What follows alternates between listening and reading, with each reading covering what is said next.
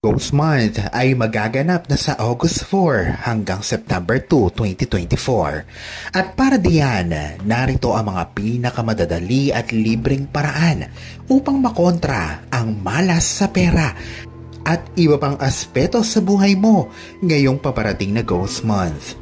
Sa panahong ito, sinasabi na mas mataas ang mga sakuna at kamalasan na maaaring mangyari dahil sa mga gutom at naghihinagpis na kaluluwa na panandali ang pinakakawalan sa mundo nating mga buhay.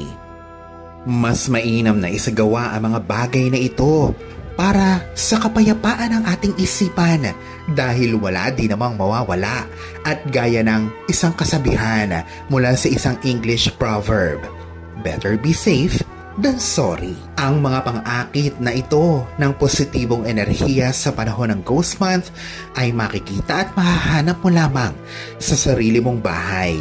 Kaya para dito, ihanda mo na ang iyong listahan, Kalaurel. Lahanin na ang video na ito ay para lamang sa mga may bukas na isip at lubos na paniniwala sa mga ganitong practice. Kung ang video na ito ay hindi sang-ayon sa iyong paniniwala at mga naging karanasan, ay mas mabuting i-skip mo na lamang ang video na ito.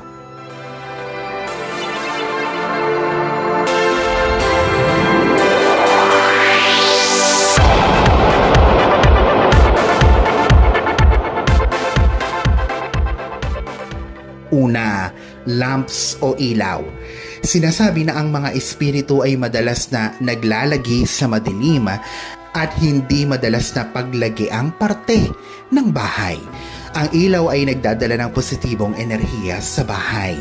Panatilihing maliwanag ang mga ito bilang pangontra sa negatibong enerhiya na daladala ng Hungry Ghost Month.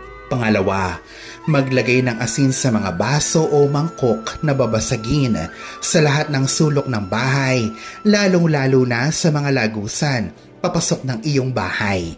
Unang-una sa main door o pintuan, sunod sa mga bintana, pagkatapos ay sa mga sulok o kanto ng bahay.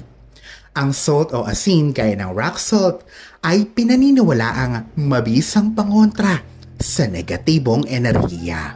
Pangatlo, maglagay ng mga masasayang kulay sa loob ng bahay, pati na sa mga pananamit. Para sa iyong kurtina, punda ng unan, mantel ng lamesa, ay piliin yung mga bright colors, gaya ng yellow, orange, pink, at iba pang kulay na tulad nito na siyang umaakit ng positibong enerhiya at siyang nagpapaganda ng ating pakiramdam. Pakaiwasan na ang itim, puti at pula ayon sa tradisyon ng mga Tsino dahil ang itim ay paboritong kulay ng mga multo.